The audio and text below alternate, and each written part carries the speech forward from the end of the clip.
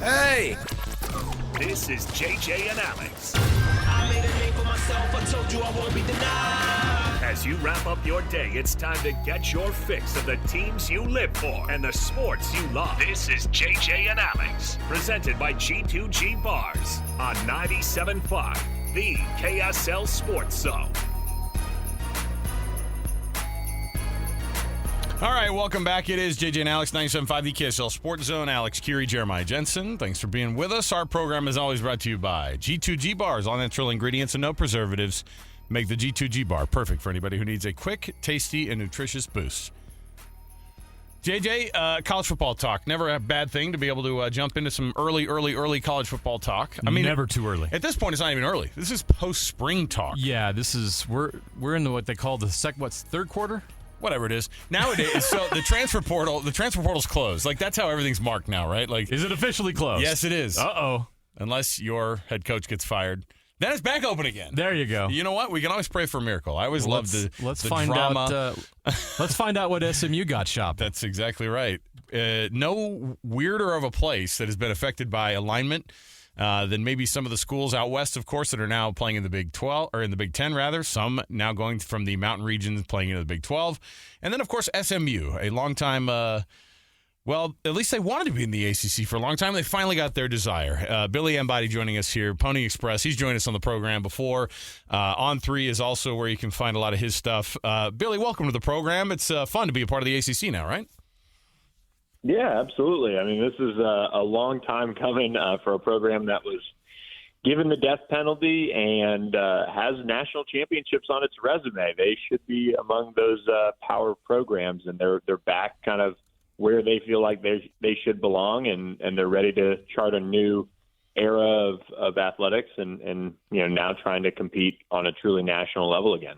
Before we dig into this year's SMU team and looking ahead to that game against BYU coming up in September, I want to look back a little bit to how much momentum and excitement was built by the season last year and the success that they had last year.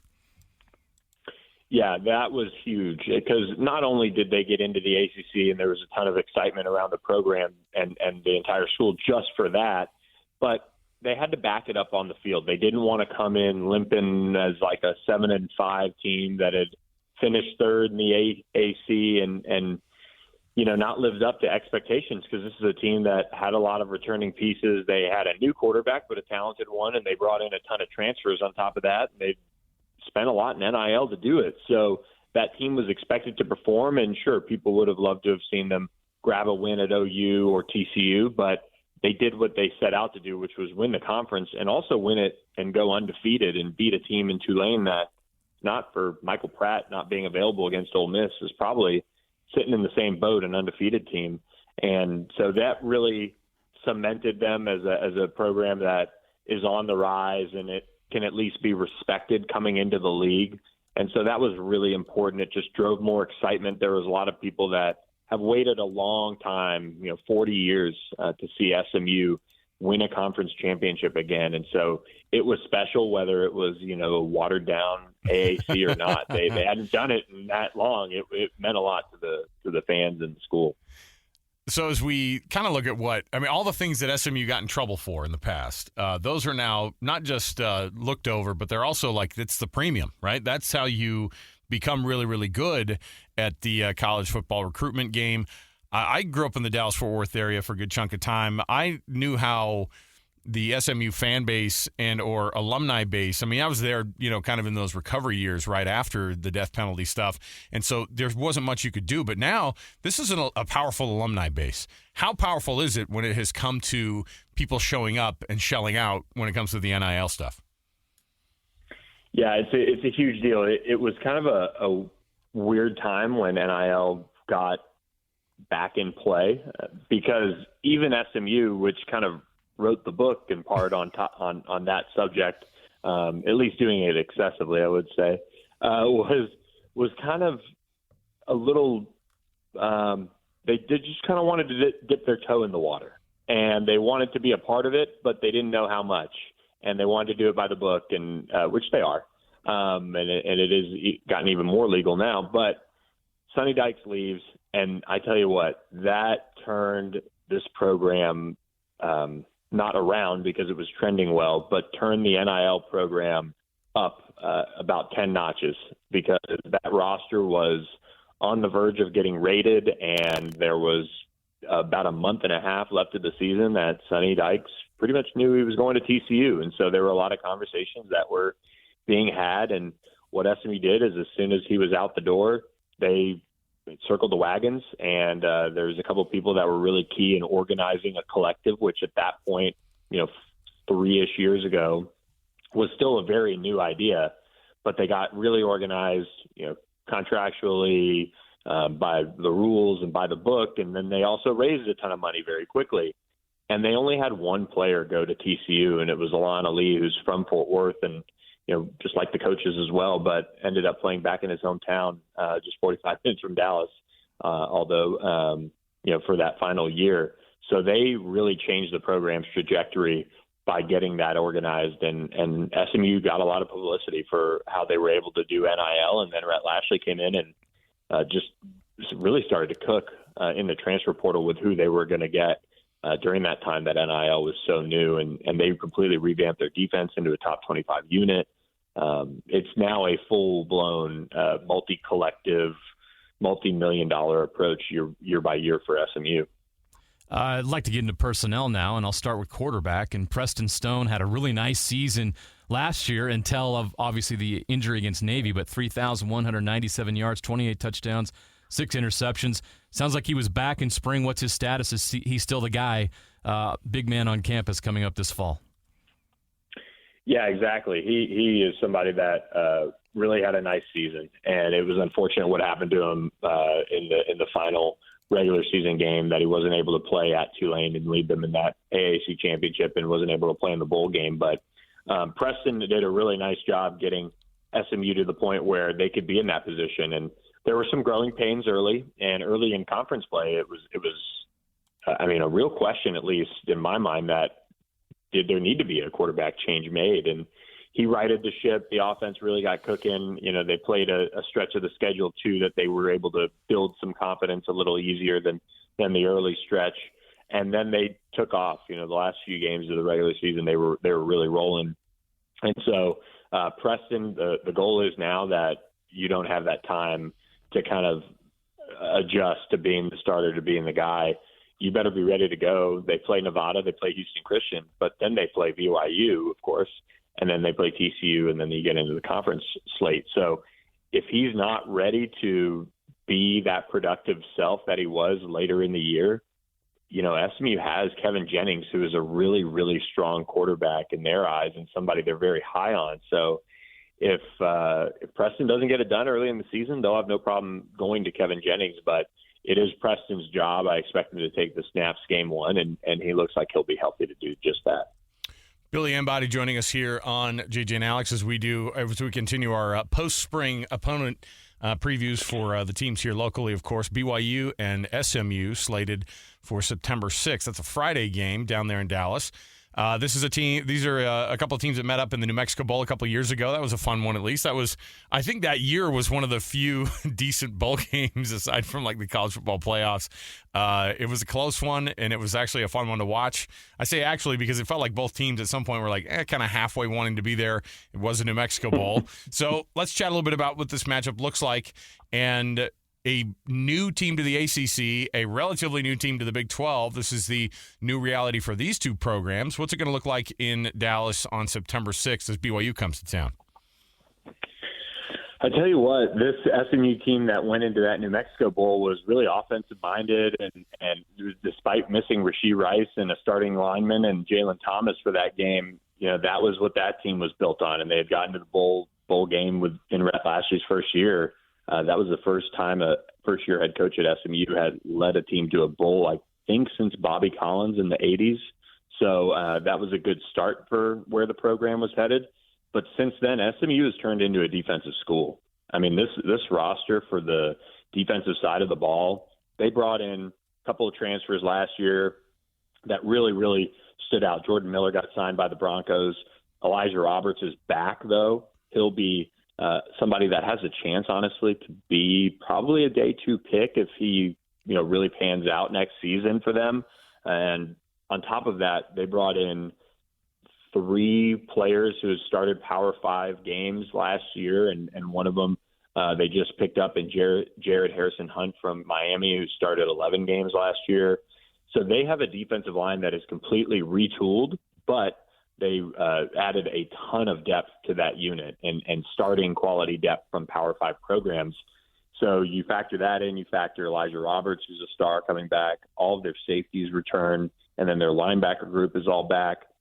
Their corners are a question, but I tell you what, that front 7 is really what's going to drive the bus on this defense, and they have high expectations, and a lot of those transfers that performed so well last year were first-year guys. And so now they're back for that second year. They should be even more comfortable. You know, SMU is really hoping that they can ride that defense and then find a little bit of that offensive magic that they have been able to in the past. And that has people optimistic about how things can go this season. But against BYU, where SMU got out physical at the point of attack, now it should be a different story based on what they established last year, but now what they've really brought in and built upon. Did SMU get any players in the transfer portal that could be difference makers the BYU fans would have interest in as that game approaches? Yeah, Jared Harrison Hunt is one on the defensive line. Mike Lockhart, Tank Booker, all of those guys except Harrison Hunt are above 300 pounds. They have Blake Burris coming in, who's a 300-pounder. I bring up the defensive line as well as Jafari Harvey, who's a pass rusher, just because they are so deep now. Last year they had 4 really good interior pieces that they could play with. But beyond that, they had some young up-and-coming guys off the edge. They had Elijah Roberts, who had just emerged as a star at that strong side defensive end spot. But now they have so many different options on the defensive line that you've got to pay attention to that group. And that's where they really addressed in the transfer portal. They picked up a few players that they're expecting big things from in the future. Jaden Milner-Jones from Colorado could factor in as a defensive back for SMU at some point. They're going to go into the portal and look for a corner again. But they did pick up Deuce Harmon, who started multiple games for Texas A&M at corner, and that was a pretty solid defense last year. So they added some pieces, but it's more of that collective group on the defensive line that you really have to look at from what they did and say, okay, that could be the calling card for this team that makes them into a true threat to make some noise this year in the ACC. Look at you having to get used to saying a bunch of different letters. You now, almost said AAC. Listen, I got it. Almost slipped. It's all good. It's all good. We're doing the same thing here. We've had a year. It's just been nuts. Well, I've got to put Pac-12 out of my head. I know. We don't have to worry about those letters anymore. Yeah, At least it doesn't exist anymore. I know. Well, certainly, I think a lot of SMU fans would go, man, we wish the time in the AAC is in the past, and hopefully it is. But where do they stack up with the rest of the ACC? So if you were to kind of put in your head where SMU would be slotted in there, I would assume that your usual players of Florida State, Clemson, I guess NC State's probably one of those teams too that a lot of people are looking at, and it would be a team. Miami's obviously always in the mix. Where does SMU stack up in the reality of the 2024 ACC now? Yeah, this is going to be a really interesting season because SMU has to step up and play the meat grinder. That is a Power 5 schedule every week. You're facing a team that has that size, that athleticism, where some AAC teams just don't have that, and so you can get some lopsided scores. Every week this year is going to be a battle in league play. But if you look at the ACC, Florida State, assume the best team in the conference at this point, 8-0 last year. They've got some changes, though. Louisville has some changes. They went 7-1. Those were the top 2 teams.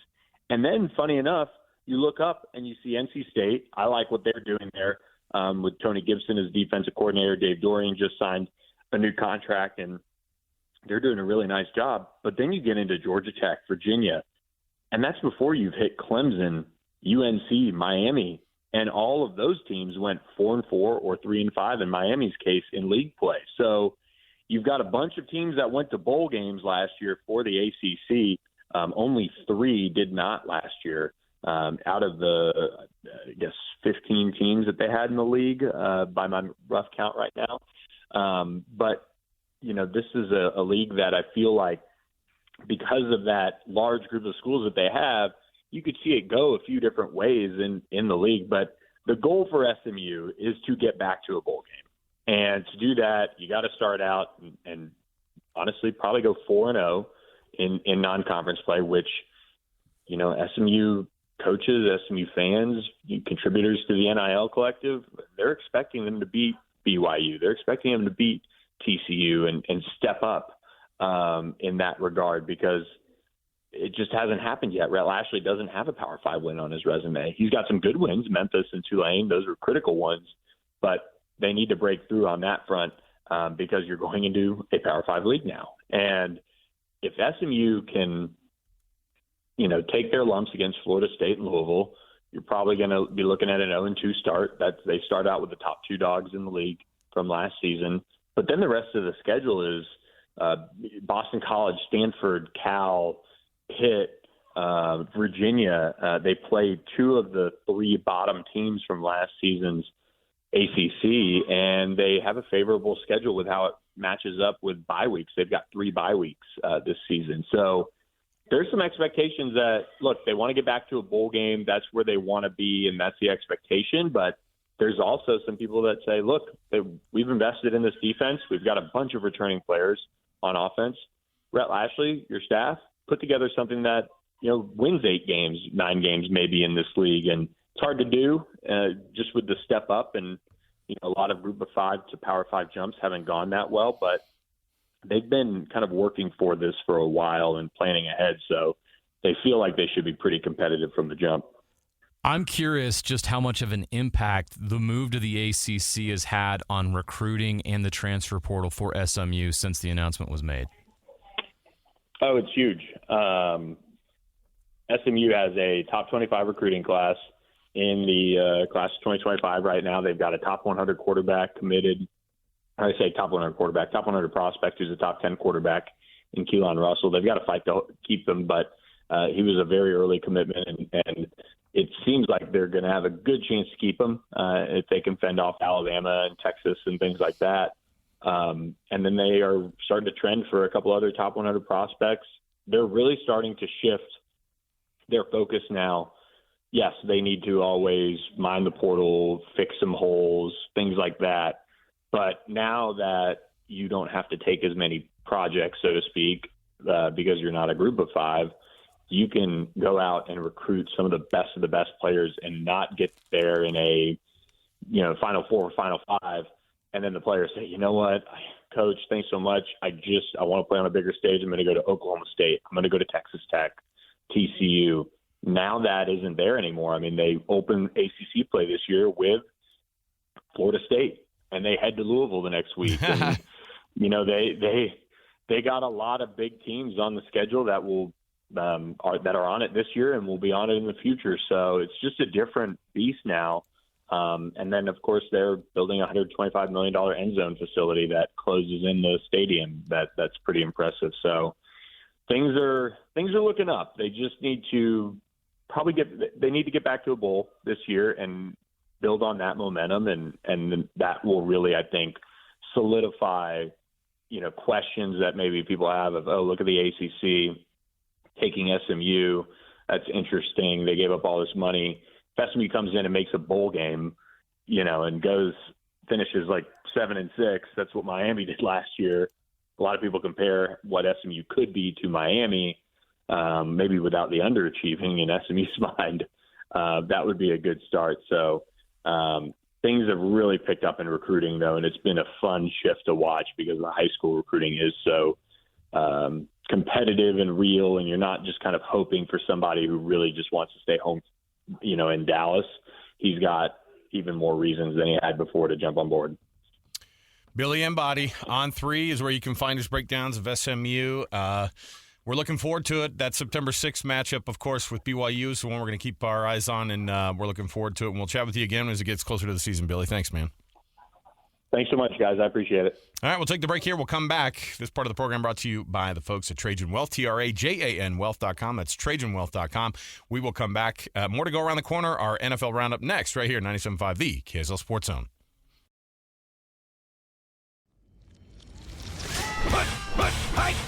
All the latest news and notes from the league and the locals in the NFL. JJ and Alex bring you the NFL Blitz on 97.5, the KSL Sports Zone.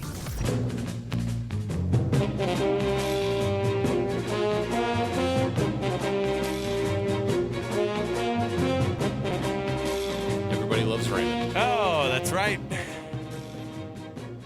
know what's funny about Everybody Loves Raymond? It's like 40 years old now. No, but seriously, how old is that? Overrated or underrated show? Underrated because, well, I don't know. It's tough to say. It had quite a run. That's what I'm saying. It was on forever. Frank the dad and the mom, that dynamic by itself, that's one of the great TV mom and dad combos. 96 to 2005, that's a good run. Did it have like any memorable moments, like some funny scenes? Because we could sit here with Seinfeld, No. The Simpsons. No, I know, but you know what those things are? Cheers. It took a long time for Arrested Seinfeld. Development. Took a long time for Seinfeld, The Simpsons even. It was an acquired taste at the beginning. Everybody Loves Raymond was good from the beginning because it's very, very like eye level, gets it done in the ratings, type of a TV show. But you're right. Not really. I don't remember one scene from that show, nor did I watch it regularly. But it was on forever. It's like a lot of these CBS sitcoms, like 2.5 Men, sucked. It was on forever. It's one of those shows when they take the laugh track out, you go. People 65 and older sure did enjoy it. I did not expect you to start flaming Everybody Loves Raymond, but yeah. 30 years old now. You brought almost. up Phil Rosenthal, not me. I was only saying that one of the ESPN reporters looks like his son or something. All right. The things we talk about in the break. No. And then Very it spills over into the show, and people listening are like, I know. What these are you guys, talking about? All right. These cringy guys. Former Utah State running back. This music, by the way, your NFL Blitz, brother. All right. Former Utah State running back Jalen Warren with the Steelers, of course. The possibility of Justin Fields returning kicks this year for Pittsburgh. What's going on here? What are we talking about? That's how I know that sounds like it's a fun thing. If you're Justin Fields and they roll that out to you, they basically have told you that they don't care that much about you. Not so. But listen, yes, it is. If you're supposed to be a starting quarterback at some point, and they go, why don't you return some kicks for us? All right, fine. You pitch me on the possibility of being a starting quarterback and a return man for the same team. This is like not since Jim Thorpe have we seen such a performance, I feel like. So there's a new kickoff rule. Okay. Which means you're going to see more returns. The kickoff is back. You're going to see a lot more returns. And Justin Fields is a dynamic athlete, one of the fastest guys in the league. He's got 4.45 40-yard dash at the combine in 2021. What was it? 4.45? 4.45. 4.45. You're just going to let him sit there on the sideline with a clipboard when you can use him? Like, what, Taysom Hill? Why don't you do the same thing with Justin Fields? Like, why aren't we thinking outside of the box more in the NFL? I love this. Why have Justin Fields just sit there with a ball cap on, watching the game when he's one of the best athletes on the field? He needs to be playing. Yeah, except for when Use him just like Taysom Hill. When Russell Wilson's 1 year deal is up. See, the Taysom Hill comp is not there. I'll tell you why. Well, the Justin speed is Fields only has 1 year left. No, but no quarterback is safe in Pittsburgh. Not right now. Can they bring back Kenny Powers Pickett from the Eagles? Is Ben Roethlisberger still available? If there's a guy that would have put on 50 pounds in the first 2.5 weeks of being out of the league, is Ben Roethlisberger, right? Has anyone seen Ben lately? He's either on a motorcycle. Do you remember the Fat Twins in the Guinness Book of World Records on those motorcycles? This segment brought to you by Pittsburgh Fat Loss. Oh! I'm just saying. You remember the Twins, though, right? I know what you're talking about. You're a kid of the 90s like I am. Oh, yeah. All right, so Yes. I'm just saying, like, if they're being serious about it, Are they trying to say, why don't you carve out a different type of career for yourself? If that's the case, then go all in on saying you're not a quarterback anymore. Be Taysom Hill. Taysom Hill was able to compete for the starting quarterback job once Drew Brees was gone. It just didn't work out. He just because he did those things didn't eliminate him from playing quarterback. And he's still throwing the football. Why not think outside of the box here? All right. Why not? Why do you want Justin Fields standing on a sideline? That doesn't help you. Hold on. Let me check something real quick here. Because I'm doing a little bit of research here. I'm trying to figure out what some numbers are. I'm adding up some numbers. You ready for this? Zach Wilson's 40 time. Any guesses? Zach Wilson's 40 time? Zach Wilson's 40 time. 4.6? I'm just 4, wondering 5, if 5? I don't think he actually put a 40 time on paper. Was there even a combine on that year of the draft? No, but they had those pro days. You know, they made him run. They made him do stuff. But I don't think they made him run. For him, they just made him Did he run a 40 at that pro day? All we remember is throwing that crazy pass. Yeah, he threw that one pass. All right. It made him millions. Yeah, it doesn't have his 40 time on here. Come on, man. He never ran it. I'm just saying, is it too early to start telling Zach Morris Wilson that he can start returning kicks, change his entire career? Just think about it. All right. Guys need to swallow their pride if they want to stay in the league. That's all I'm saying. Yeah, absolutely. Get on the field and make a name for yourself in some way. Travis Kelce has praised his newest teammate, Kingsley Suamataia, calling him one of the strongest guys he's seen on film. Is that just you talk up a young guy, talk up a new young guy? No. These guys don't have to say a thing about rookies, by the way, and they normally wouldn't. So what is it that he's doing? He gets on his podcast and starts praising on New Heights. He starts praising Kingsley. I thought that was pretty darn cool. Absolutely is cool, and he's seeing the same things we're seeing because we all know that Kingsley is an absolute, and I say this in the kindest way, a physical freak. Like, there's not many offensive linemen in the NFL right now with his combination of athleticism and strength. So what Travis Kelce is saying is A, accurate, and B, not hyperbole, and not him just, I don't know. Like, he really, really is fascinated by this guy. And that's the reason why the Chiefs selected him late in the second round, because Andy Reid sees it.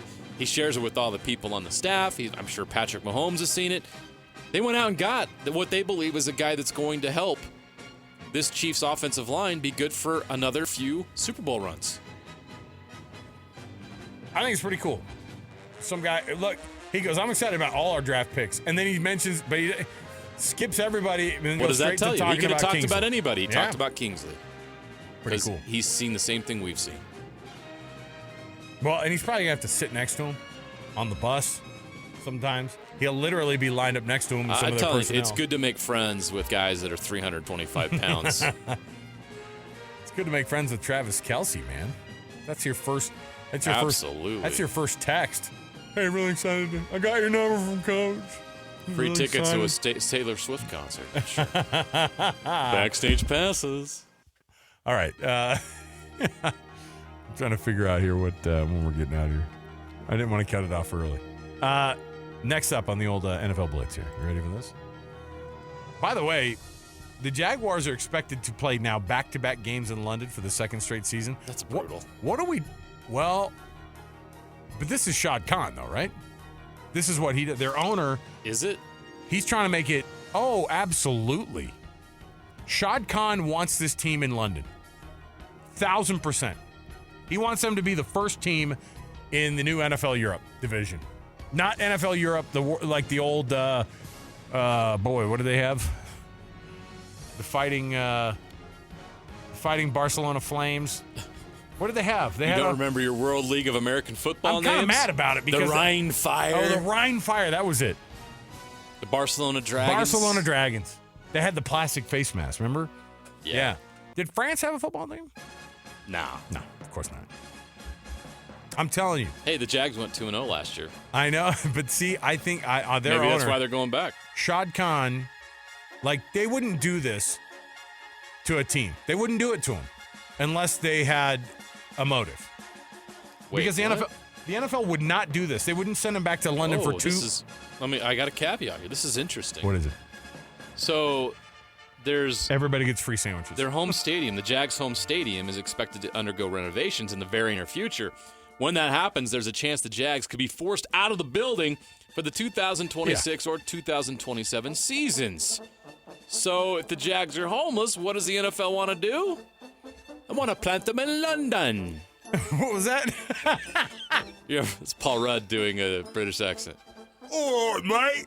We're going for the football team over to London. There you go. All right. I will say, maybe that's what's going on. I love here. how it's like, maybe they could use the University of Florida's stadium. No. We're going to, no. You want to go to Gainesville? Nah, we'll go to London. No. A lot easier trip for us to get across the pond. Crazy. Oh, my goodness. Hey, we got some stuff to give away. Ready for this? I got RSL tickets for your Western Conference leading Real Salt Lake facing off against a team that normally would give them a run for their money, but the Seattle Sounders have had a tough go. This year, yes. This year. And they've got them at home. This could be a nice game to take the old family to. We got couple tickets. Chicho goals. Couple Chicho, maybe a brace from Chicho. All right? May 15th. That's 1, 2, 3, 4, 5, 6. When is that? It's coming up soon. 2 weeks. Yep. All right? And I've got tickets for caller number 12. 801-575-ZONE. That's 801-575-ZONE. 2 weeks from yesterday. Caller number 12 gets a pair of tickets to Real Salt Lake and the Seattle Sounders coming up in a couple of weeks. 801-575-ZONE. Take a break. Come back. Put a bow on this hour with a nice best and worst. So stay with us. 97.5, the KSL Sports Zone. Wrapping up the hour with our picks for the best and worst moments on today's show. As JJ and Alex want to hear your best and worst of the day.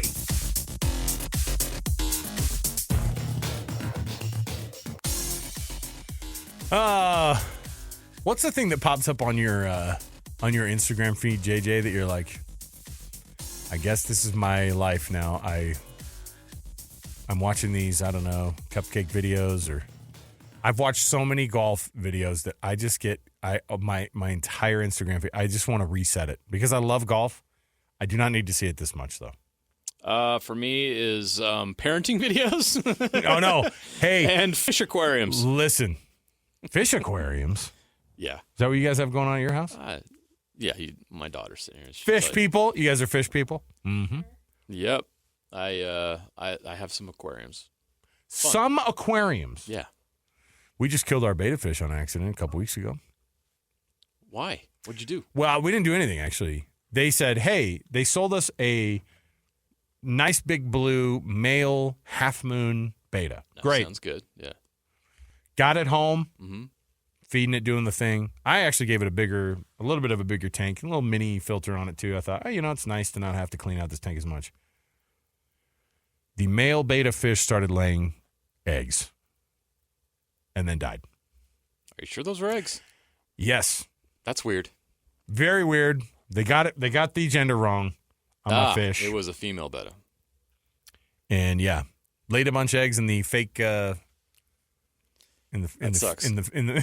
I could give you betta tips right now, but I don't think people here listening would care. But fine. Heater got to be 78 or above. Got it. Plants are the key. All right. And then a good filter. Fake plants? And don't put them in a little tiny. No, I know we don't cup. do that. No, we got a bigger one. Give them 5 gallons at least. Oh, interesting. Yeah. See, I would have thought that maybe because they try to sell you just a tiny one. But I got a bigger one. But it's hard. I got a bigger one, got a filter on it, and I was like, I feel good about it. It's hard to keep those kind of water clean when it's that small. So you need the more water in a tank, the better. All right. There's your JJ aquarium tips for. I would have never for Thursday thought. here on JJ and Alex. I'm just saying. For me, it's the golf videos. I wish I could reset. Golf videos and street food. Oh, I get food videos too. I get the food videos like crazy. Which I don't mind at all. No, absolutely not. All right. Best and worst. I don't know why I do know why Galveston's been in the news so much. It's great. But it's Charles so Barkley, funny. of course, asking for saying that the Lakers need to go to Galveston. They don't deserve Cancun. They got to go to Galveston. That murky, dirty water. He got Galveston, actually, the city of Galveston puts a billboard up, and it says, "Hey, Charles, our water is cleaner than your golf swing. Love, Galveston." Lie. I will say Chuck's swing right now, on point. He's fixed a lot of stuff. Now, his old school swing, you can go back and watch it. It is absolutely terrible. Yes. But the back and forth, Texas tourism doesn't need this, but I thought it was a good move. I thought it was good. A little dig at Chuck's. I love it when Chuck swing. gets people, like whole entire communities angry with Oh, one thing yeah. he said. Like, he dissed us a little bit during All-Star Weekend. He got a little garbage for that. Remember when he kept saying things about the women of San Antonio? Oh yeah.